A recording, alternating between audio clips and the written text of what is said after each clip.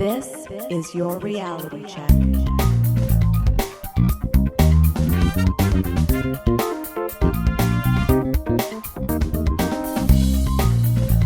Welcome to The Reality Check, the weekly Canadian show that explores a wide range of controversies and curiosities using science and critical thinking.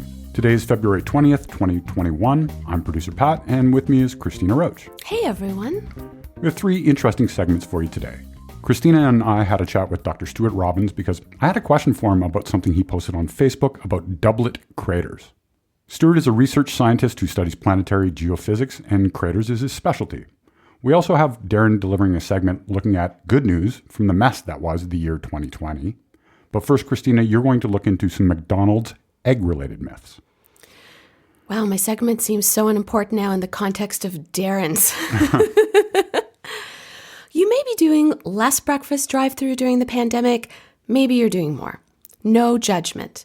Regardless of your current breakfast habits, I bet having a frozen egg for breakfast doesn't sound very appetizing. Rumors and conspiracy theories have been swirling around McDonald's restaurant for decades. Or as my Portuguese relatives call it, McDonald's. And that joke was for you, Dave Nandez. Now, rumors like, does McDonald's use worms as filler in their burgers? Do they use pink slime in their McNuggets? Is their mascot, Ronald McDonald, a secret spy? Okay, I made that last one up. Raise your hand, though, if that clown scared the hell out of you when you were a kid, because that was my experience.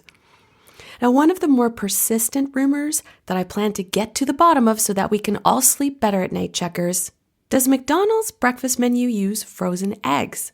Lucky for me, Snopes is already on the case and published a write-up by Jordan Lyles just last December called Are McDonald's Breakfast Eggs Really Frozen? McDonald's breakfast has been around longer than I actually would have guessed. The restaurant chain officially started serving breakfast back in 1972 when they debuted the Egg McMuffin. Today, Mickey D's has several breakfast items containing eggs, and you've likely seen commercials where a McDonald's employee cracks a fresh egg while preparing an Egg McMuffin sandwich. Is this a ruse? No, it's not. It is a fact that several breakfast menu items served by McDonald's use freshly cracked eggs, namely their McMuffin sandwiches. A few Twitter users have even posted photos after discovering pieces of eggshell in their McMuffins. But it is also true that the restaurant uses folded eggs that are flash frozen by their suppliers in other breakfast items, hence Frozen Egggate. Menu items with folded eggs include the bacon, egg, and cheese bagel, biscuits, McGriddles, and the sausage burrito. Out of interest, I wanted to see if there was any discourse about this on Reddit. And sure enough, a Reddit post posed the same question to people who work or have worked at McDonald's. Are your eggs really frozen?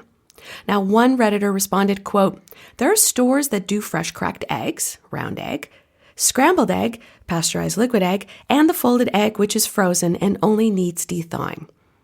Another Redditor chimed in, just about every U.S. store I've seen, mainly Southeast U.S., uses ready-to-heat, frozen, folded eggs, and when going through 25 plus dozen portions a day, doing them by hand sounds like absolute madness, end quote. Obviously, this isn't peer-reviewed research, but the replies were interesting. Weird, at my restaurant in Canada, we only have fresh cracked eggs. We do as well. We stopped using folded eggs years ago. Same at my restaurant in Australia. What I don't understand is, why is this a thing? Every once in a while, you'll see this pop up in the news like it's some dirty secret McDonald's is trying to bury. You can look no further than their own U.S. website for clarification under Breakfast FAQs. Here's how they break it down. We use a USDA grade A cracked into an egg ring to get that iconic round shape for our Egg McMuffins. Our scrambled eggs are made with liquid eggs that are cooked fresh on our grill with real butter. Our folded eggs, like the ones on a bacon, egg, and cheese biscuit, are made with liquid eggs that are pre-cooked and folded before being flash frozen by our suppliers. I couldn't totally corroborate that McDonald's in Canada does not use any flash frozen eggs in some menu items. The description for an Egg McMuffin on the Canadian site reads, our signature breakfast sandwich boasts one freshly cracked Canada grade A large egg. So we know it's a fresh egg there. The description for the breakfast burrito reads, a savory mix of fluffy eggs, green peppers, onion, sausage, and processed cheddar cheese. One One cool thing I did learn about McDonald's in Canada, it's partnered with the Egg Farmers of Canada to ensure egg quality assurance. This initiative, according to Strategy Mag, is an industry-wide initiative launched that reassures food ethics concerned consumers that Canadian eggs are produced according to food safety and animal welfare standards, with on-farm inspections ensuring hens are raised in comfortable, clean surroundings. Whether the egg in your McDonald's sandwich was once frozen is your biggest worry in life right now, good on you. Yeah, for sure. Now you know that you can easily remedy this concern by ordering the McMuffin. And if you're still stuck on the worms and burgers thing I glossed over earlier, and you're about to swear off McDonald's as a result, rest assured, Snopes, among others, debunked that too. The myth that circulated claiming McDonald's uses worm meat fillers and can still legally call their burgers 100% beef is a bunch of crock. See what I did there, Pat? Crock. Yes. Get it? Mm-hmm. As for the pink slime myth, says eatthis.com, the truth is McNuggets aren't made from pink slime, but from white boneless chicken. Some believe this myth came about when celebrity chef Jamie Oliver showed a pink substance called lean beef trimmings, which are parts of beef that you can't remove from the bone, that McDonald's used as fillers for its burgers. McDonald's discontinued using beef trimmings in its burgers in 2012, but they were never added to the McNuggets. Now, Pat, when I was working on this, I tried to come up with a list of nicknames we used to call McDonald's. Did you have any? So remember people calling it Mickey D's, and then I think in Australia they call it Macca's. I read that too. I've been calling it Raunchy Ronnie's since high school. I've heard that before. Yeah. And Canadians, we are known to call McDonald's McDick's. Oh. I read in France they call it McDo. Checkers, if you have fun regional nicknames for McDonald's, I'd love to hear them. Email us at info@trcpodcast.com or leave a comment on our FB page or at trcpodcast.com. Or you could hit us up on Twitter at TRC_podcast. Well, thanks for that, Cristina. I actually thought that the pink slime thing was true, mechanically separated chicken, but it sounds like McDonald's doesn't use it. I think it might be the case that it is used in some nuggets, but I guess I'll have to go and look that up myself. Maybe this would be a fun thing to talk to Dr. Stuart Fairmont about one time. And with that, we'll throw things to Darren and our chat with Stu Robbins. I hope everyone out there is staying safe and healthy, and we will talk to you soon. Stay classy, not smartassy, and please stay safe.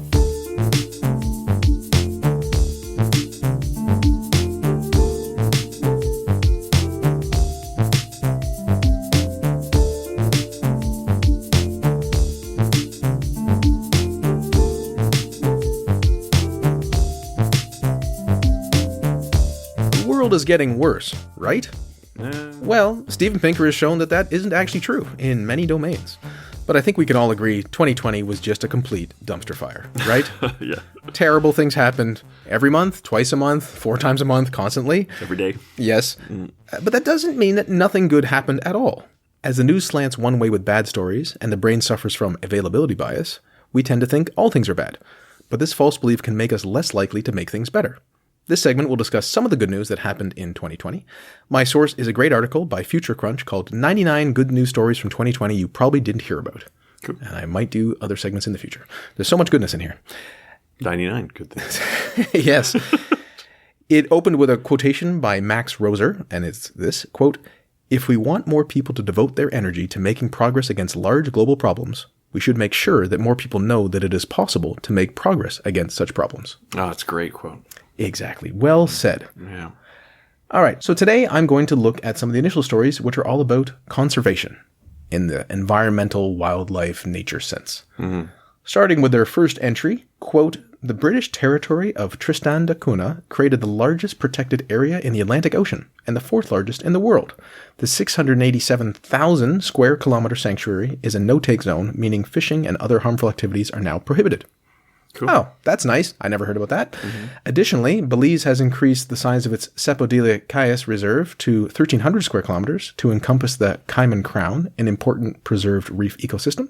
And further, both Seychelles and Samoa are increasing the amount of territorial waters that are now under protection. Great. Good stuff. All this stuff happens. Next, we have citing a story in The Guardian from last November. Future Crunch described a global sustainable fishing initiative involving 14 countries that are responsible for 40% of the world's coastlines. These countries have pledged to restore fish populations and end overfishing and reduce pollution in the oceans. True, pledging isn't the same as doing, but that's moving in the right direction. Yet another piece of good news, quote, in December, a new report by the UN's FAO revealed that after decades of pressure, fisheries in the Mediterranean and Black Sea are turning the corner. The percentage of overexploited stocks fell from 88% to 75% between 2014 and 2018. And since 2018, the number of fish stocks with high relative biomass has doubled. So at the end of the day, does that mean that the amount of fish in these areas is going up? At least it's not going down as quickly. Yeah. To be slightly more positive. Yeah. And yes, there is a concern, like, does that mean people are fishing more somewhere else? Possibly. Yeah, maybe. But, you got to take a win where you can get it. Moving from the domain of water to electronic waste, a new study from Yale revealed that the mass of electronic waste generated by Americans has been declining since 2015. That seems counterintuitive, but if you think about what people used to use and what they use now, well, the biggest contributor to this decline is the disappearance of the large, bulky, cathode ray tube televisions and computer monitors from American homes. Yeah. And this was said by Callie Babbitt, a professor at the Rochester Institute of Technology, and one of the study's authors. The total number of electronic devices entering the waste stream is also leveling off due to convergence, meaning smartphones are doubling up as cameras. So, that's we nice. think like, people are buying cameras all the time and phones. Well, you're buying a phone camera, and it's certainly smaller than a large TV. Yeah.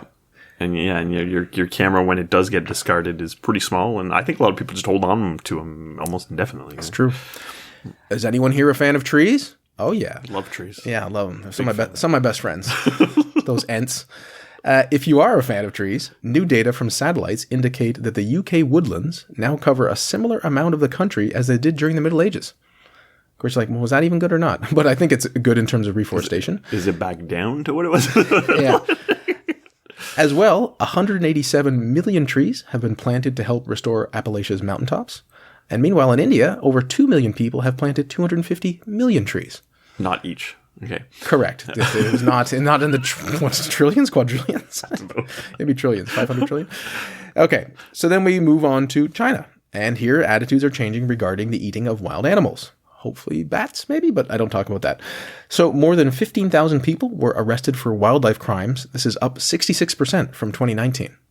So does that mean more people are doing them and getting arrested? So we're going to hope it's more policing. Yes. And not just, there's been a 66% increase and the policing stayed exactly the same rate. Yeah. Also, China has a list of animals that are on their livestock list, meaning you can treat them and act as livestock. Yes. And dogs have been removed from this list. Oh, that's nice. Exactly. Well, that's where I put my demarcation between things we should eat not. For people who like dogs, this is good. Yes. For people who like to eat dogs, less good. But, okay. So from dogs to cows, Future Crunch cites a Bloomberg piece that says, quote, the Food and Agriculture Organization, the United Nations, estimates that meat production, a decent proxy for consumption, dropped in 2019. Wow. And it forecast a decline again for 2020. Last year, meaning 2020, was only the second since 1961 in which production fell. 2 consecutive years of decline is unprecedented and could be the start of something durable. Well, I mean, because population continues to increase for it to actually go down. To it me, does. It's kind of shocking. Yes. That's so something. the line is we're already at peak pasture as far as demand is concerned, and it looks like we're also approaching peak beef. Okay. Now, this is meat broadly, but the beef specifically is what has not increased as much. Are people just eating more chicken? Or? That's exactly what they're doing. So it is great for greenhouse gas emissions and possibly for many people's health as they're mainly substituting beef with chicken. Yeah. But I should mention this probably causes more suffering because it takes so many more chickens to make up the caloric content of one cow. And chickens are usually kept in worse conditions than cows. Can we complicate the matter by questioning the equivalent level of suffering that a cow has and how similar a cow is to a human compared to a fish or a chicken? If you look at the conditions of cows and what cows are capable of, and the conditions of chicken and what they're capable of experiencing in terms of suffering, chickens are much worse. Because chickens live in much worse standards when they're farmed. Yes, and it's not clear cows are so much smarter than a chicken. And of course, you get more meat per life out of a cow. We've discussed that. Exactly. As well. Exactly. Mm-hmm. Still with the good news on the animal front. Future Crunch said, quote, Kenya reported that its elephant population has more than doubled from 16,000 in 1989 to 34,000 today. Wow. The number of elephants poached is also down significantly from previous years. Just 7 in 2020 compared to 34 in 2019 and 80 in 2018. That's a good trend line because you think like the concern before, like, oh, we have a lot more elephants and poaching has also doubled. You're like, oh, wait, that's not what you want. You want one to go up and one to go down. Absolutely. Additionally, the number of lions living in the country has increased 25% too, from 2,000 in 2010 to near 2,500 in 2020. It's all that shaming over Cecil the lion that made a big difference. Exactly. Good job, like, public well, shaming. and I guess, the lions aren't eating as many elephants as things go. Yeah. All right. So this is great. This is amazing. I know what you're thinking. Dogs and cows and elephants and lions. Oh my, but what about the whales, Darren? What about the whales? Well, you're in luck. A 2020 survey by the British Antarctic Survey recorded 58 sightings near South Georgia, which is not the southern Georgia of the States or the country, but actually near Antarctica. This is a good sign, as blue whales rarely visit Antarctic waters. Additionally, Iceland hunted no whales in 2020. This is the second year in a row. Wow. Apparently they used to do this. They're one of 3 whaling nations. And perhaps this will be a permanent end to the practice. Obviously, people are putting pressure on Iceland, within Iceland and elsewhere, like, maybe you shouldn't do this anymore. Do you really need to? And finally, still in the northern hemisphere, but the Arctic, bowhead whales, which may hang out in the Arctic most of the time, there were once hunted to almost a few thousand members, but they've now rebounded to at least 16,000. And this is seen as a huge conservation success. So there you have it. Good news abounds. I don't know about you, but I hadn't heard of any of these stories. No. Of course, there were bad things that happened. We're well aware. And there's actually many, many more bad things of which I'm not aware. But you don't do yourself any favors if you only focus on the bad stuff and overlook good things that are actually happening.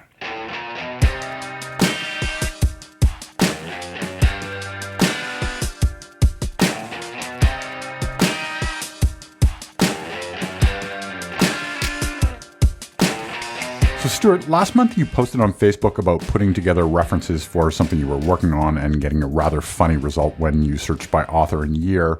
But in that post you mentioned that your work was related to doublet craters formed by binary asteroids, which prompted me to ask the question, how can you determine it's a binary asteroid as opposed to 2 unrelated object impacts?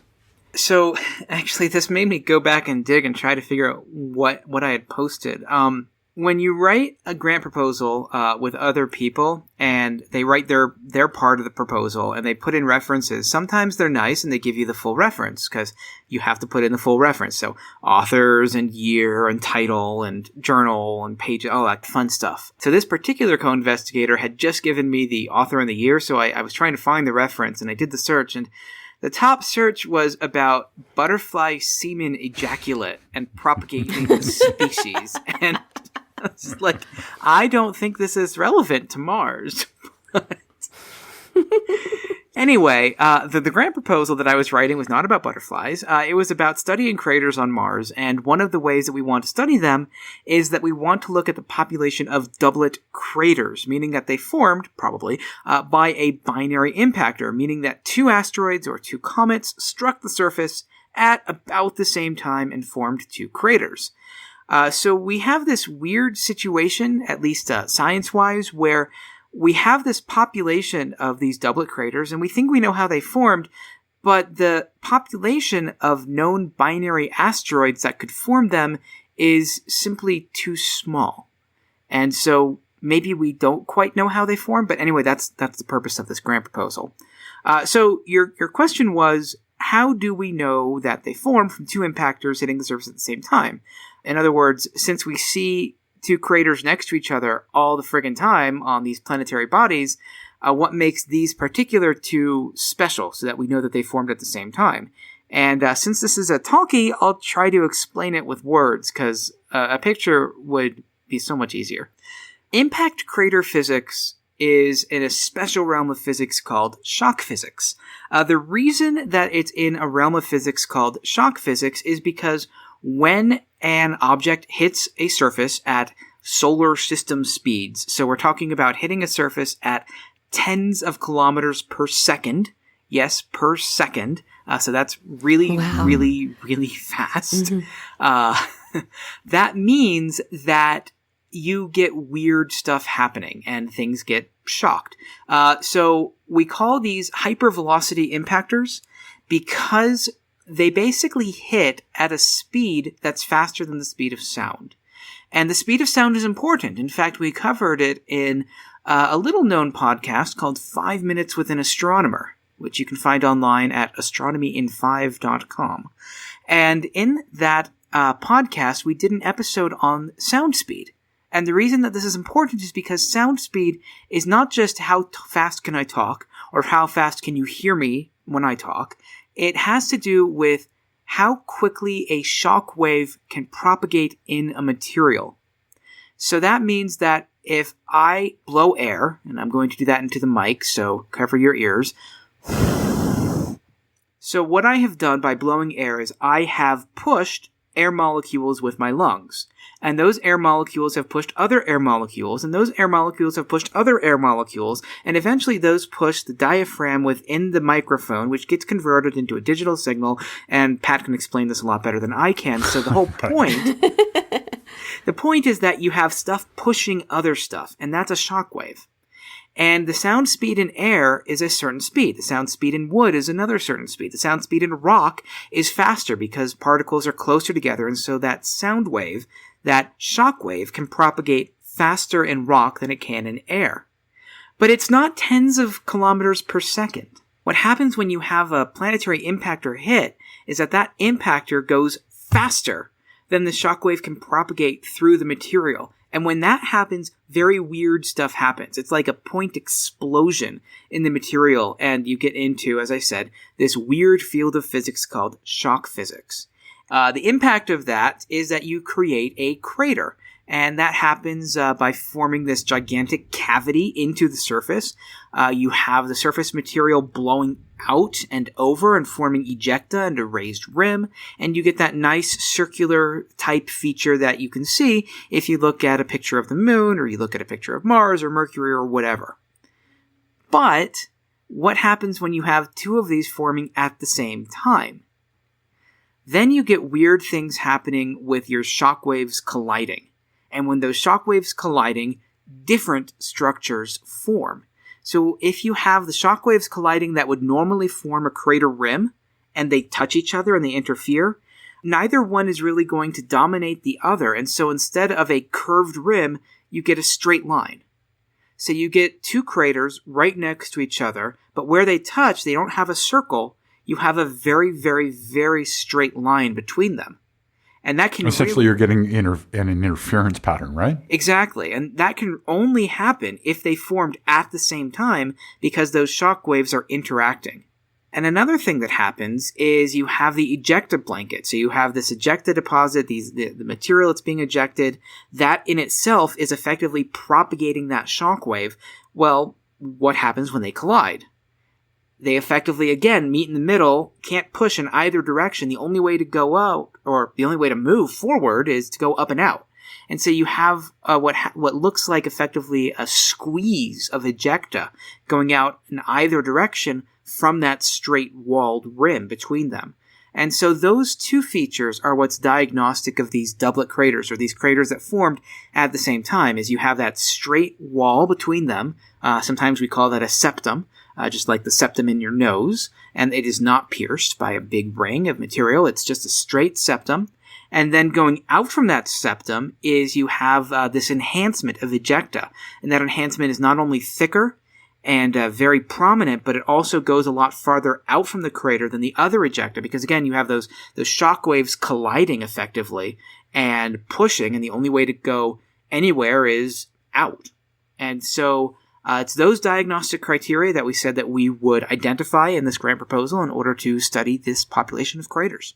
That was an excellent explanation, because I while I could see it from the pictures, I didn't understand it until just now. Mm-hmm. And all I could think of was two droplets of water hitting a surface of water at the same time, and what would happen, right? Well, yeah, that's exactly the same thing. I mean, when you drop a stone into a pond, or you drip water in two locations into a pond, you're forming a crater. It just so happens is that water is a heck of a lot more easily deformed than rock and doesn't maintain its shape. So I mean, yeah, you could do this with water and just experiment and look in your bathtub effectively, or get a bowl of water. Kids, you can do this at home. Get a bowl of water and make two droplets at about the same time in slightly different locations, and you can see that interference happen. Awesome. That's super fascinating. I know you shared some pictures with me, Stuart, and we can put those in the show notes. For show notes or to discuss this episode, visit our Facebook page and website at trcpodcast.com. For general inquiries or to send a topic or parody suggestion, email info@trcpodcast.com. Help support the show by leaving a review on iTunes and liking us on Facebook. Follow us on Twitter at @TRC_podcast.